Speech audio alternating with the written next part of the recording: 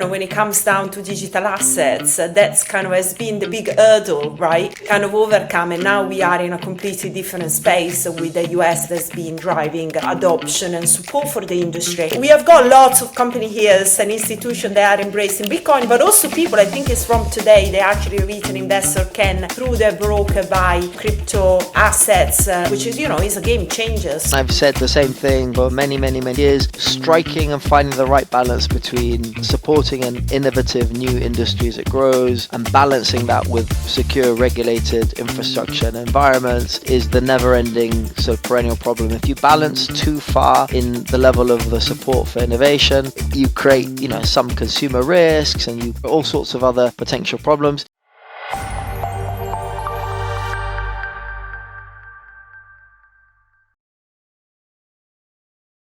Hi and welcome back to the Financial Fox. This is Steffi, and today on the show I have a very interesting interview. Joining me is Joey Garcia, Executive Director, Chief Strategy Policy and Regulatory Affairs Officer of Bitcoin native Xapo Bank, the world's first Bitcoin-enabled bank to fully integrate traditional finance with crypto. Where I say crypto, but they are really focused only on Bitcoin. And they have been working in the space since 2013. I think on my channel, I really want to bring people that have got credibility, have got experience, and definitely, it was a good time actually to get Joey on the show because banking has been a big problem for many people, many corporations, institutions that now are getting into Bitcoin, and they are definitely a player that people should know about. So I'm sure that you are going to enjoy this interview. We discuss a lot about policy, regulation, banking, but also Bitcoin treasury companies. And this video is also aimed for those players they are looking to implement or they have already a Bitcoin treasury strategy and they want to know about what are their options, who are the counterparty they could work with. And that's why I've invited Joey on the show. Before we dive into today's interview, I want to thank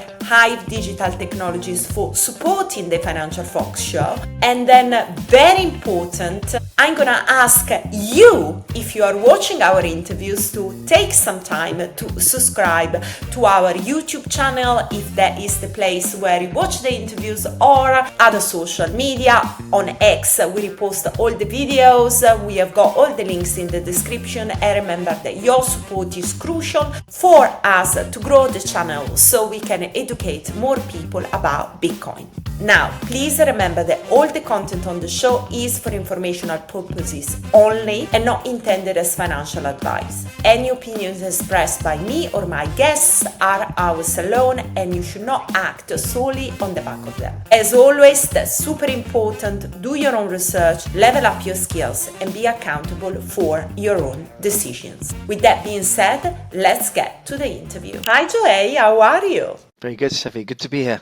Yeah, likewise. It's really great to have you on the show. Shall we maybe start with kind of like an introduction question? Because obviously many of our viewers and followers, they are obviously in Bitcoin and digital assets, and they've been struggling like many with banking, right, for the last couple of years. So perhaps we can start with a good introduction of Xapo Bank, and then, also tell us how long have you been working with the company? Sure. That's a great question, and it's a really interesting story, right? So there are lots of banks in the world that are now kind of exploring the technology or the asset class, if you want to call it that. We're very different. So Xapo was, largest or one of the largest Bitcoin custodians in the world, started and commenced its business and operations in 2013. So back then, concepts of cold storage or secure environments, concepts of regulation within the virtual asset space didn't really exist. And we were sort of pushing the front of that. We were the original, call it Fort Knox of Bitcoin, as reported in the Wall Street Journal and other things. So we're a Bitcoin native business that's established a banking operation, obtained its banking license. We're not a bank exploring Bitcoin. We're a Bitcoin native business that's converged into financial services and banking services. So we call it a kind of bridging facility between the two worlds as they exist. And obviously, as a Bitcoin native business, when people talk about risk, or they talk about compliance, or they talk about analytics, or they talk about how do you manage compliance risk in that universe, we've been doing that for a long time. So we're not a typical bank not quite understanding how to manage exposure risk, or not quite managing. We've had Bitcoin on our balance sheet since 2013. Wow. And we've been doing this for a very long time. The long story goes back to the founder, Wences Casares.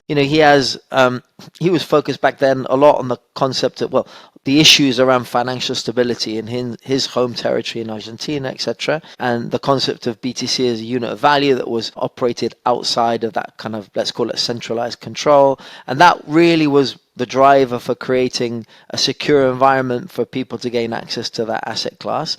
And obviously that was a starting point. We've come all the way to providing a secure banking rail with an integrated Bitcoin service, and I'm sure we'll talk about all of that and the complexities, etc. But that's a pretty significant distinguishing factor. Our mission, by the way, I mean, just to, I'll close it off, but we're here to help people protect and grow their wealth, and we've always believed that Bitcoin should form a part of that portfolio. It's great that BlackRock now say that BTC should form 2% allocation to a model balanced portfolio. I think Morgan Stanley the other day went all the way up to 4 or 5% for if you were looking for a little bit more risk. But we've been writing those papers since 2014, 2015, and everything else. The value proposition, or the concept of creating an environment for people to protect, store, and grow their wealth has never changed, and we want to do that in a simple, honest, and secure way. And that was really the mission from the beginning, and nothing has changed. And we're Bitcoin only. We don't touch anything else. Yeah, well, that's good. We are all Bitcoin only. Joey, how long have you been with the company? So I was the external advisor lawyer since around 2013, 2014. I was a lawyer, and I worked for the Xapo Group and Wences and Co, and then worked for most of the large platforms in the space, all the way through to a lot of the Bitcoin L2s and RSK and the Rootstock thing, but very much focused on the industry, and very much focused on the regulatory side of things. So I helped build the original framework in the small jurisdiction of Gibraltar, and as a result of that spun out to work for lots of other authorities around the world, and on behalf of the United Nations as their kind of specialist consultant. I helped countries all around Southeast Asia develop infrastructure and framework. So I was externally advising Xapo for a long time, internally joined like a few years ago now, I think 3 years ago. In blockchain years, that's like 150 years, but only 3 years on the calendar. And yeah, it's been an amazing journey and something that we're excited to continue. So you have seen it all, and obviously you have got that important background and experience that is in policy regulation and all of this, which is, when it comes down to digital assets, that's kind of has been the big hurdle, right? Kind of overcome, and now we are in a completely different space with the US that's been driving, adoption and support for the industry. And I know that you have been traveling quite a lot recently, so I just want to touch that because I think it's quite important to understand where we are right now, and maybe we can bring it back just to the UK and how the landscape, has changed over the last year. And let's say perhaps some of the key takeaway that you would like to share with us from other countries, how they are approaching that, perhaps the US, and what the UK can actually learn, because we have got lots of company here and institutions that are embracing Bitcoin, but also people, I think it's from today, they actually retail investor can, through their broker, buy crypto assets, which is, is a game changer. Where are we? What you want to share with us? Yeah, that's a good question as well. And look, I say it always, and I've said the same thing for many years, striking and finding the right balance between supporting an innovative new industry as it grows and balancing that with secure regulated infrastructure and environments is the never-ending sort of perennial problem. If you balance too far in the level of the support for innovation, you create some consumer risks, and you all sorts of other potential problems. If you go too far the other way and you treat this as every other financial industry in the world, and you copy paste all existing rules and standards, and you follow the FSB recommendations of same risk, same activity, same rules, you go too far the other way, and it starts to hamper and down sort of trod. It really tries to restrict the industry in gaining its sort of capacity and executing on what its real ultimate vision is. So finding the balance is very difficult. The UK, I've always said, there are lots of there are such things as first mover advantages. There are also second mover, third mover, and fourth mover advantages. So I would expect there to be like a real attempt to learn the lessons from what hasn't quite worked in Singapore, what hasn't quite worked in Japan with the GFSA and the framework that's in place for a long time. Where are the problems that the authorities across Europe are seeing with Mika? And I can talk for hours about that as well. Finding the right balance first. Secondly, learning from the frameworks that are already out there and operational. That's another big balance. At the moment, it feels lots of positive steps are happening, but sometimes, when I hear things like the Bank of England are sort of slightly adjusting their view on stablecoin balances that could be held by corporates and lifting an initial conceived ban of 1 million or 10 million or whatever it was, that for me is not super innovative. That's just sort of maintaining the base layer of what I would expect. And when I hear people get very excited about ETNs being available through brokers, that's also great. Don't get me wrong. It's very positive to see that happen, but that should have happened 5 years ago. I mean, the BlackRock product has raised $100 billion. And if you're a retail user and a retail investor in America or in most of the world, and you feel that you don't want to understand how a wallet works or what a custodian is, and you don't want to open an account in exchange, you want to trust your counterpart as a regulated financial institution that's issued an instrument, you should have been allowed to do that years ago and enjoyed the exposure that price has given, not have it completely restricted. Because the other thing that happens a lot in this space is when the restrictions come into force, it doesn't stop people gaining access to those environments. It stops people gaining access to the regulated environment. It pushes them into different avenues, offline institutions, unregulated infrastructure, and that's a lot more risk for those retail users and consumers.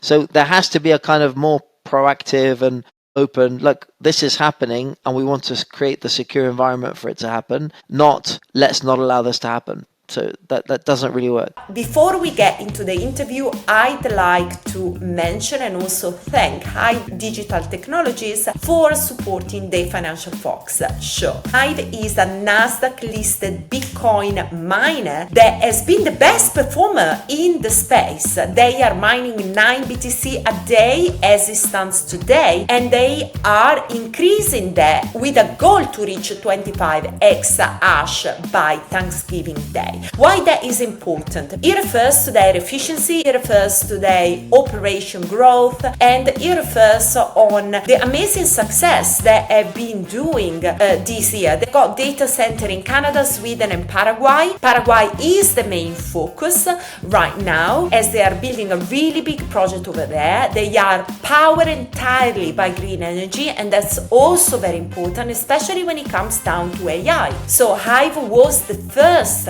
crypto miner to implement an AI strategy, and obviously, as we all know, AI is capturing a lot of attention as infrastructure but also as application, and there are many businesses that are looking to implement AI. So if you're interested in that, you can check out Hive subsidiary Buzz HPC for their cutting edge solutions. And if you're interested to know more about Hive, how they are building the business, what they have been planning for the remainder of the year, we are also done a really good interview with the CEO that you can check on our YouTube channel. And then obviously visit hivedigitaltechnologies.com to learn more. I think one of the things that, like, obviously, kind of the old world is kind of concerned is about protecting, investors, right? Protecting shareholders if we are talking about publicly listed company. But so there is the element of protection that has to be balanced with innovation as well. And then there is the element of custody. I mean, Xapo, you said, has been a leader in custody, and I believe you are working with Coinbase as well, right? So you are kind of... We don't work with Coinbase. We sold Coinbase in 2019, the institutional part of the business only, and that was around, I think, 900,000 BTC in custody. It's relatively public information, and we entered, and non-competes, and we didn't service corporates and institutions. We wanted to focus on individual users and help people directly, and that was the focus of the business. So we're not in a partnership. We have that history, obviously. Exactly. Yeah, Thank you exactly. for clarifying that. But that, I think, is quite important because, it just shows up, how early you have been and, how you also had to kind of like Yeah.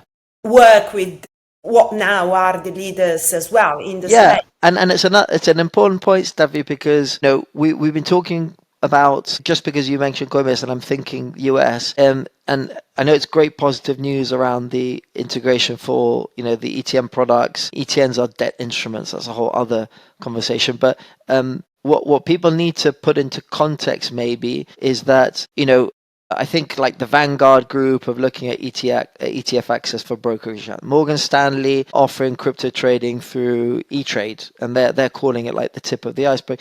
JP Morgan, have now started to enable crypto purchases through credit cards, through the inbuilt Coinbase tie-up and whatever.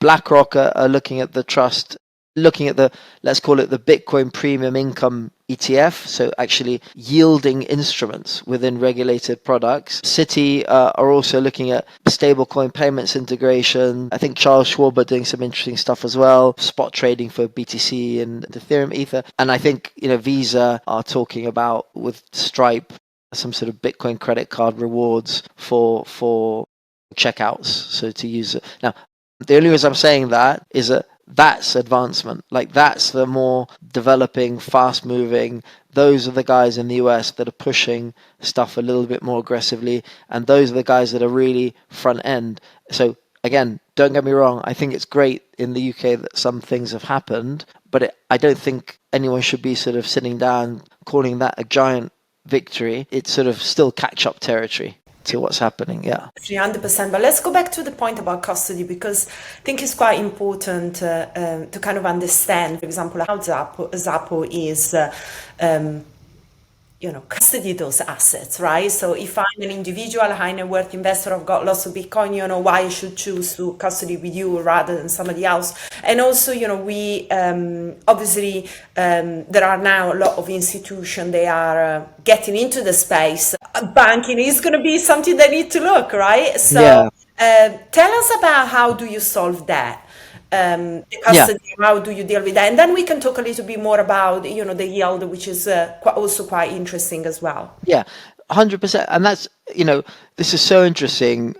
When people or institutions want to gain access to BTC, they need to almost like assess and do due diligence on the counterpart that they're going to use. So let's say some of them use trading platforms, brokerage firms, exchange platforms, whatever it might be, some of them in the crypto space, and some of them use classic financial products. Let's just call it IBIT and the BlackRock ETF. So I get all of that. BlackRock, huge global institution, huge degrees of security. There are other things that institutional platforms need to consider. For example, there's going to be a 20 basis point fee to hold the ETF, all the way up to say 1.5% for the Grayscale ETF.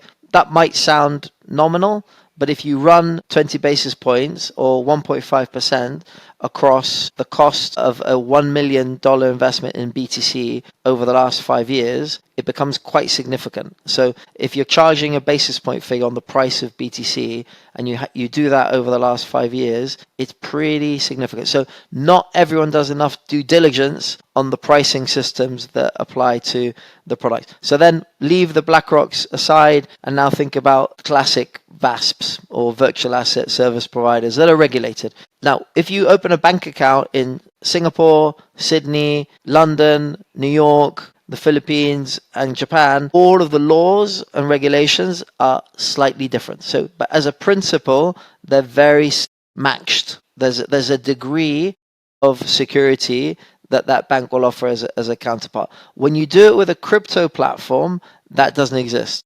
The differences are so absolutely astronomical that people don't really know how to do due diligence on a virtual asset service provider or a crypto. They look more at the website, they'll look at the influencers, they'll look at the messages, they look at, who says that they use them. It's not really a proper assessment exercise.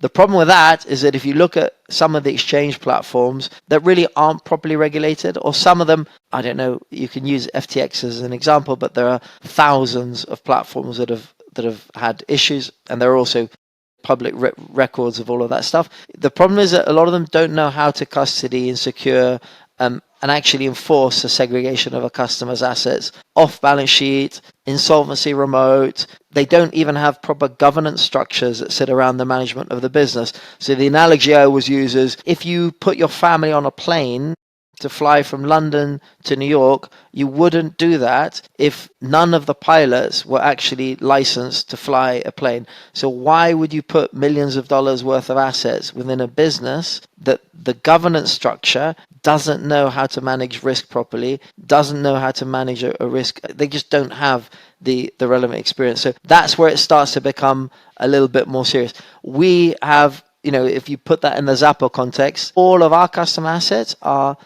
we use military grade nuclear vaults in the Swiss Alps as part of our MPC security and standards. We've been operating this business since 2013 with hundreds and hundreds and millions of BTC, and we've never had an issue, very much tried and tested, even all the way through. But just because I mentioned the governance point, one of our non-executives was the CEO of Wells Fargo, the biggest bank in America. Another was the chief risk officer of Citibank.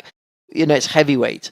So a lot of people don't really understand, and they don't really see the difference between one and the other. They don't really know what the security of the assets are, and they don't really understand the counterpart risk that they're engaging with when they open certain relationships. So pricing is one piece, regulated infrastructure, governance controls, who is the counterpart, and what are the best options. And in that context, we are like ridiculously strong, but not everyone knows that. They might have never heard of us, and there's another group on an Instagram, Twitter, marketing bonanza. Marketing, exactly. I think that's kind of like the issue, right? Obviously, people are interested, but then they can absorb certain amount of information, and if somebody is bombarding on social media, they keep seeing the advert, and then, all right, I'm going to talk to these guys, and then they're exactly salespeople, and exactly you get sucked, right? So always we say, do your own due diligence. Yeah.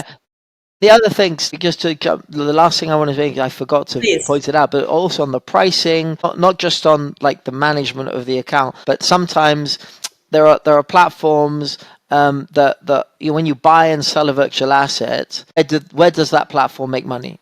They're all commercial animals. Every business is a commercial being. But where do they actually generate money and income and revenue from? I mean, sometimes in some of these platforms, the margin that you are charged as a consumer on buying and selling, I'm just going to say a unit of BTC, is absolutely astronomical. So it can be 1.5%, it can be 2%, it can be 3%. We charge 10 basis points, which is like an institutional grade spread, pretty much best in the market on all transactions, however big or small, to whoever the consumer is. Again, people, they don't understand that, or they might say, hey, but I'm not even paying for my account. And you say, well, you're not paying for your account, but you're being charged a 2% spread on every single transaction you enter into. It's pretty significant on those numbers. So again, it's another question of people not fully being able to understand or have the data or information available to them to understand that. We're under all these crazy obligations of consumer duty because we're operated as a bank, and we apply fair value assessments, fair price value assessments, and consumer duty as a principle to crypto. We apply to all our BTC related services as well. A quick break of the interview to tell you a couple of things. There are 2 events that I'm going to be attending and speaking at that I think are going to be quite interesting for you if you are in the Bitcoin crypto space. Those are high quality events. One is in Lugano on the 24th and 25th of October. Just coming up is Plan B Forum organized by Theta in Switzerland. Obviously, the focus is going to be Bitcoin. There will be great speakers. I will be hosting a masterclass about Bitcoin treasury companies and, investors, and, looking at this industry and the thing that works and the thing that don't work. If you want to come and you haven't got a ticket yet, you can use our code FOX10 to get 10% on the peers ticket only. So do that if you're interested. The other conference coming up is on the 22nd and 23rd of October and is the London Blockchain Conference. Again, I will be speaking and hosting a panel discussion around Bitcoin and capital markets. So very interesting events. You can also get ticket for that, and we will put all the links in the description of the video, or just contact us at Financial Fox and we will get back to you if you need any kind of help. But I would say very good events, and I highly recommend you to attend them. And obviously if you are there, and you see me, just come and say hi. Now, let's go back to my interview with Joey. So tell me a bit more, because it's quite interesting, and I don't want to make it like a comparison between Xapo and Coinbase, but I'm just going to use Coinbase as a reference, right? So most people will hold their BTC in Coinbase, and they can put any amount they want. They are going to be charged based on the transaction they do. If they buy that certain type of amount, and then obviously they've got different services that probably Coinbase offers in case you want to trade more frequently and stuff. What about Xapo, right? Can you buy any amount? Just tell me a little bit more, and how are you different? Because I think that's quite important. I know Coinbase is big. We all love them. I have an account with Coinbase. But like you said, I think it's important to give options. That's, today world is all about what option you are. You need to have the freedom to, so that's a suitable product for me. And Coinbase can give us something else that is not just Bitcoin. But, just tell me more, because I want my audience to kind of understand, and also me get a bit more information as well. No, of course. I completely understand that. And, you can use Coinbase as one example. You can use Revolut at the bottom end of a kind of retail facing example. You can use self-custody or your own sort of personal ledger device as another comparable and an example. And, we can talk about all of them. Coinbase, look, if you're someone who wants to enter the market, you're interested in the wide crypto ecosystem, you're looking to look at, DeFi integrated yield options or staking related returns, and you're interested in 5 new listings that may happen, etc., we are completely the wrong platform for you. Coinbase are much, much wider in terms of the assets and the wider sort of scope. We're all about protect, store, and grow your wealth, and we only believe that BTC should form part of that ecosystem. So on the Bitcoin side of things, we call it like superpowers. We're like superpowering your BTC. So if you have $1,000 of BTC, for sure, open your account at Coinbase. If you have $500,000, fine, do that as well. Do it. I mean, whatever you feel is appropriate. But so let's say, again, go through a transaction at Coinbase. Coinbase aren't a bank. Let's say you want to sell your BTC, and then you want to send a $1 million transaction to your bank account. So that's not that easy. So transacting between a crypto-related platform and a banking-related platform isn't that easy. If you want to sell your assets on Coinbase or Revolut, whatever you like, and then you want to send it to your brokerage account to buy a Vanguard ETF to track the S&P or whatever, again, it's another series of transactions and everything else. If you want to, there are lots of different examples I can give.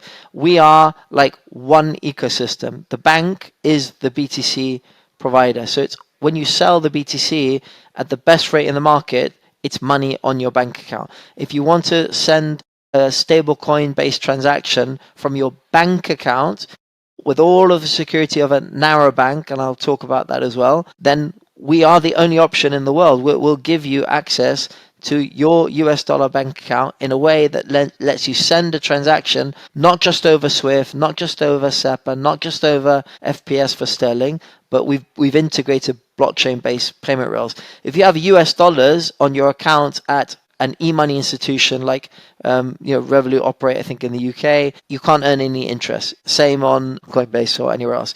We have savings accounts that they pay 3.6 or 3.7%. I can't remember exactly. So you're putting those assets to work in a simple savings account, yielding a balance. Your USD balance is yielding you a return, but we pay the return in BTC. So your 3.6%. Now, if you go back 5 years and imagine a 3 point, it's varied from 3.6, 3.9, 4.2, but let's call it the 3.5 to 4.5% range. Do a calculation of the value of a 4% interest on your US dollar savings paid in Bitcoin as an inflation hedge over the last 5 years, and then come to me and say, yeah, I don't really know if that makes sense. So that's what it means to be a Bitcoin native bank, and that's a Bitcoin value proposition. So we are all about offering the Bitcoin value proposition as part of a mission to protect, store, and grow your wealth in a very simple, safe, secure, and trustworthy environment.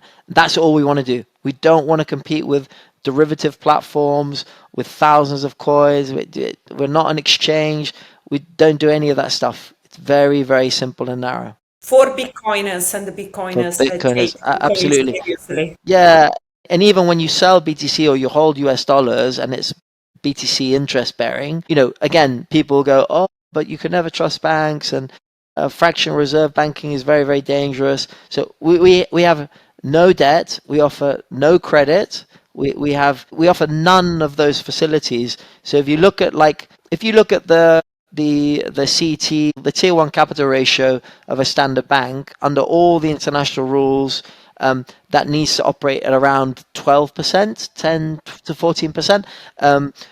We operate at 450%. And then if you talk about LCRs and liquidity coverage ratios, and a normal bank needs to operate at 100%, let's say a conservative bank at 120, we operate at like 4,500%.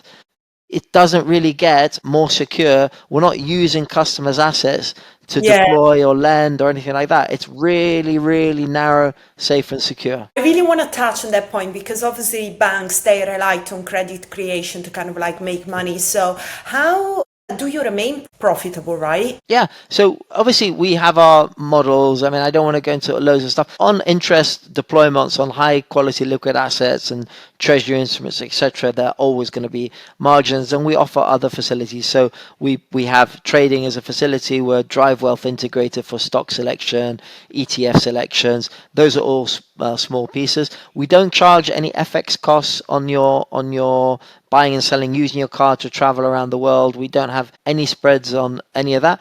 There'll be standard transaction costs, etc. But it's really around the services that we offer. So you can borrow against the value of your BTC at a 40% LTV, so allowing you to put some of the value of that BTC to work. Call it superpowering your BTC again, and obviously that's good for us.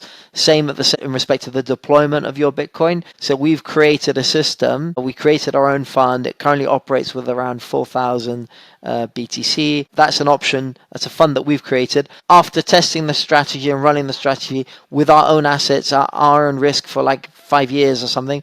We've wrapped it in a product that allows you, our user, to put some of your BTC to work, generate a Bitcoin denominated yield on the facilities that we've integrated off it. Now, it's great to hear that BlackRock are trying to now go into creating an income yielding Bitcoin ETF instrument. We've done that. We've already done that, and we're already up and running and everything else. And again, on that's a good exercise for us. That's a good business for us. We also charge, Steffi, again, last point, for individual users, we charge $1,000 a year as a membership fee, which gives you access to absolutely everything. The reason we do that, again, if you only have $1,000 of savings or $5,000 of savings, we're just not the right fit. And that's a different sort of model. That's not our target market. That's not what we're trying to do. Once you get into slightly higher numbers, like 1 to 2 BTC, then it's really, really good. I mean, it's ridiculously cheap for the integrated services that we offer within that app. Is there a minimum that you will require in terms of asset value? There isn't a minimum, other than it being appropriate and suitable for for you. I mean, if you have $10,000 of savings and you were to pay a $1,000 cost, Doesn't it's make like sense. 10% Exactly. of your savings. Exactly. Makes Exactly. absolutely no sense. I mean, unless you wanted to do that, but no, there aren't minimums or maximums. I It's mean, just you. if you want to open, if you open an account with a classic retail bank, there won't be minimums. If you want to open a bank account with a properly tailored private bank, there are big minimums, and they're going to be 3 million to 5 million, etc. And we're sort of really halfway between those two. We're not a private bank, but we do offer face-to-face account managers that are dealing with your questions and queries live. So you do have real account managers dealing with you. So we're not at the end of the full private bank, but we're also not like a Revolut with billions of users integrating through an application, speaking to bots to answer questions, etc. It's not Yeah, the which same is thing. horrible. I mean, Yeah, honestly. it's very different. Yeah. Anyway, do you work with any digital asset treasury company or let's say better, Bitcoin treasury companies? Yeah, I mean, I can't talk about that stuff, but we do speak with, we're in discussions with lots of them. I said at the beginning, Steffi, we've been managing Bitcoin on our balance sheet since 2013 and creating the most secure environment for BTC that really exists in the world. We are looking, we will service platforms and groups in that space, but not all of them. So Yeah, we yeah, don't obviously. want And you to, can't share the clients, that yeah, you have got. But I'm yeah. really interested to kind of understand what is your offering to these type of clients, right? They are laser focused on BTC. They are building a um, treasury strategy, and that comes with different kind of risk. Obviously, being a public listed company, you have got shareholders, right? So you need to make sure that the risk, the counterparty risk, is well organized. But also, if you look at the assets and you look long term, okay, BTC is going to appreciate, but as a running business, you might need to be a little bit more flexible. You might want to earn some money on your capital. How what's your offering to these type of clients? And maybe something that I don't know that would be really interesting if you could share. Yeah, I think we are the most secure environment in the world to gain exposure, and custody part of those assets in are really, I mean, I can't go into all of the detail, but let's just call it our vault related structures. So at the best pricing in the market, at the best buy sell prices or spreads in the market, to buy and hold the asset in as secure way as possible and be integrated to your bank accounts. The coming out of a BTC position puts the balance into a bank account directly within one ecosystem. Now, if you have a balance sheet of I'm just going to make up a number, 10 BTC, you can choose to put that BTC to work again with the integrated Byzantine fund offering and earn, let's say, 2.5 to 3.5% yield in BTC. So if you really have a long-term plan and vision for holding, it's not an asset you're looking to trade on a daily basis. You have a long-term value proposition. You believe in Bitcoin as a long-term value proposition. You can put a percentage of those assets to work to start building the balance sheet, not just holding it on your balance sheet, actually generating in a secure way BTC denominated returns from a BTC denominated fund in a fully regulated environment linked to your bank account. So that's the second benefit. The third benefit would be if you are holding the BTC and you, for whatever corporate reasons, you want to not be long the Bitcoin price position, but draw on the liquidity that you need for X, Y, and Z. Again, as an integrated feature, you can borrow against the value of that BTC in US dollars into your bank account. So that's also integrated as a function or feature of the offering that we have. And you're doing it within one of the groups and platforms that have been doing this as I say, since 2013, and that also has quite a significant degree of value. We're not coming to this market now because everyone is interested in Bitcoin, and we're the guys that have been delivering that message from the beginning. But yeah, even with everything else, Steffi, even with the entire eruption of the whole crypto world, we still have no touch point because, as I keep saying, we believe that Bitcoin and the value proposition should be part of that protect, store, and grow your wealth mantra. None of the other assets quite fall into that in our view yet. So that's where we sit. 100%. And also it's quite interesting. If you look at public listed company, we have got this like a really hype on, everybody want to buy Bitcoin and, we are in a bull market, maybe still, maybe not. I think, you got like many companies that wanted to get into the space. But on the other side, a treasury strategy is a treasury strategy. It's not getting in when it's hot and getting out when it's not hot and not being able to build a treasury actually. And manage the treasury at the same time. Exactly. I really wanted to kind of like maybe pick your brain and kind of understand how are you thinking about this space evolving? Maybe, these Bitcoin treasury companies 2.0, whatever. Yeah. I mean, I get very worried. I'm a big backer and believer, of the space and the ecosystem and all that stuff. I've lived the ICO bonanza. I've lived many different bonanzas, the IEO bonanza, some of the issues. I've seen it all. And when I start hearing about, obsessively people talking about digital asset treasury or DAT strategies, and every company moving from not being a lot of companies not particularly successful businesses now just deciding to migrate their entire balance sheet into BTC and then market themselves like crazy.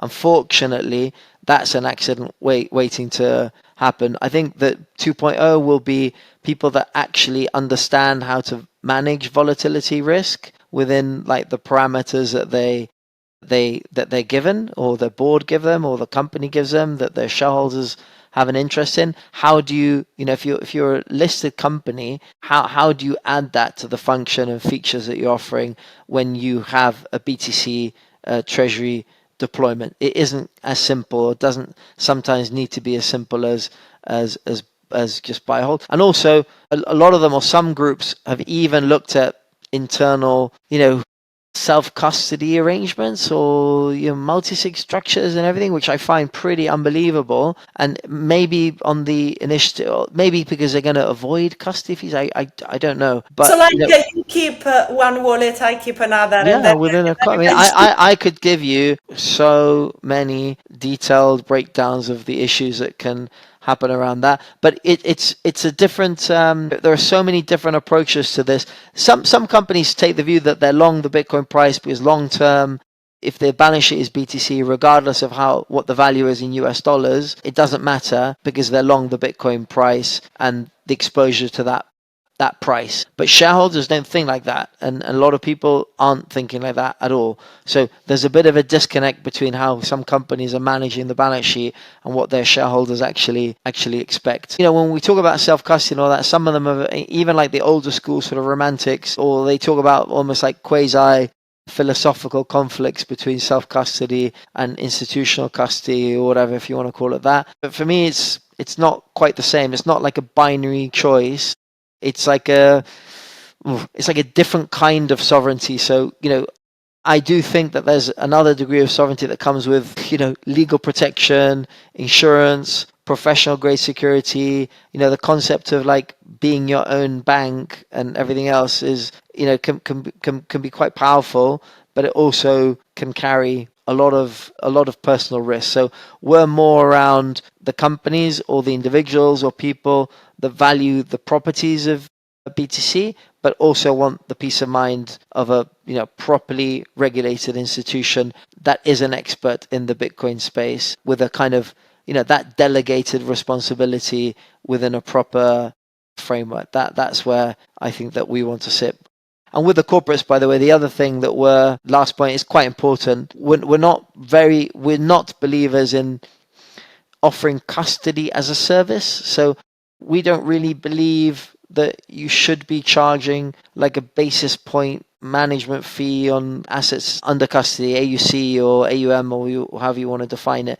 So we're also looking for corporates to kind of remodel that approach and say, look, yes, there's going to be a fee for managing your account, and that's going to be a flat cost, whether you have 5 BTC, 50, 500, or 5,000, that cost is the same. We think that custody as a service is a bit of a race to the bottom, and the bigger guys will negotiate anyway, and you'll see the public numbers of 20 bips, 40 bips, all the way up to like 80, 90 basis points that some of these providers charge. The very, very big guys will get that below 20 basis points, but we just don't want to be in that battle. We're saying, no, this is not it. We'll charge you a platform fee or an access fee or whatever we want to call it to gaining access to everything that we offer in one cohort, one ecosystem, and that's it. And that's also very, very significant. I mean, again, if you've done that, again, use the analogy I gave before. If you've done that 5 years ago,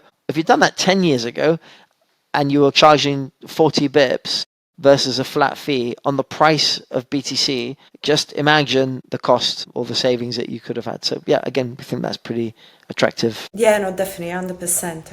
I just want to ask you about Bitcoin price. Where are we heading? Obviously, I was kind of like thinking, the Bitcoin has been performing amazingly right until now, and all the macroeconomics kind of like events that were favorable, and then you have got the 4-year cycle, right, where people and corporations still need to take in consideration, because it is important. That doesn't mean that you need to be against Bitcoin, but it's important to kind of like see the timing as well, right? And as in the investment space, we all know that timing is so important. What's your view on Bitcoin now in October, in the bullish October, where everybody's so excited about Bitcoin, but not just that, all the other crypto stuff? So I'm gonna ask you that because think about if I am a Bitcoin treasury company, I wanna take that in consideration as I'm planning my strategy. So what, I don't want to call it what advice, but what views you have in the space. Yeah. Obviously, I'm never going to give like price predictions and any of that stuff. But what I do think the value proposition for the network or the concept of BTC hasn't changed, and we've had exactly the same mantra from the beginning of the launch of the protocol to today. Nothing has changed. Do I think that the price will continue to move? Absolutely. Do I think that we're still going to be in a cyclical environment where we will enter downturns? Yeah, I do. If you are, I would say, generally speaking, this is a massive generalization. If you're a company or an individual and you have, costs that you're living and you have savings that you need to cover those costs and live a normal life, if you have 1 to 2 years comfortably to have that covered in a fiat context, then everything else I would conceptually expose to something like BTC. That's just me. That's my own position and everything else. If you are looking at assets that you need in the next 6 to 12 months for the running of the business, whatever it might be, then I would not be exposing that to long-term, what will be still some volatility and movement and everything else. So if the pieces that you're long enough, the percentages that you're able to hold in a long only environment, I think in the long term, let's just call that 3 to 5 years, I think that you could do extremely well. I could be wrong, but in terms of managing your sort of day-to-day liquidity, short-term requirements, if you have a savings account with $100 or £100, I think having a small percentage exposure to something like Bitcoin absolutely makes sense. And if you have a bigger balance sheet and you can cover your costs for the next 12 to 24 months, everything above that you really can take a long-term view on, and the price drop doesn't really matter to you, you can just hold the position long-term, not trade the position. I think that and I do think that there's a long upside to come in the future, but there will be downturns. It's interesting because you kind of, what you said, you kind of make me think like, let's go back. I'm a Bitcoin treasury company, or I want to build this strategy. What you basically said is that I need to have a business that give me, a monthly, give me revenues to pay for the company costs, the listing, and blah blah. And there are so many companies that actually don't have a business, Exactly. So, exactly. Do you also agree that the new wave of Bitcoin treasury companies will need to have a business, will be proper company with a Bitcoin treasury? Look, we can onboard, we theoretically could onboard any one of the businesses doing absolutely anything, but we won't do that because, we don't really want to, even though we're only providing the custody piece as a service, we still don't want to offer that to businesses that don't know what they're doing.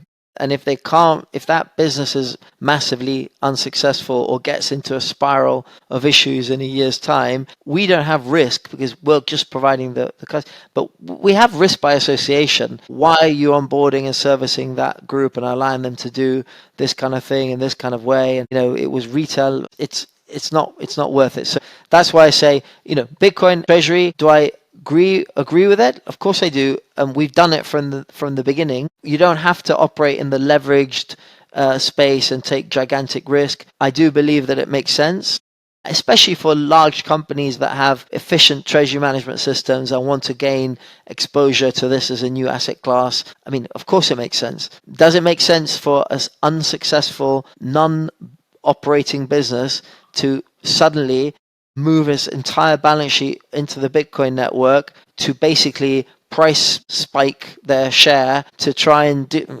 No, I don't think that. I'm not a big believer in that. I don't support that. So Yeah, I'm that's our completely view. with you.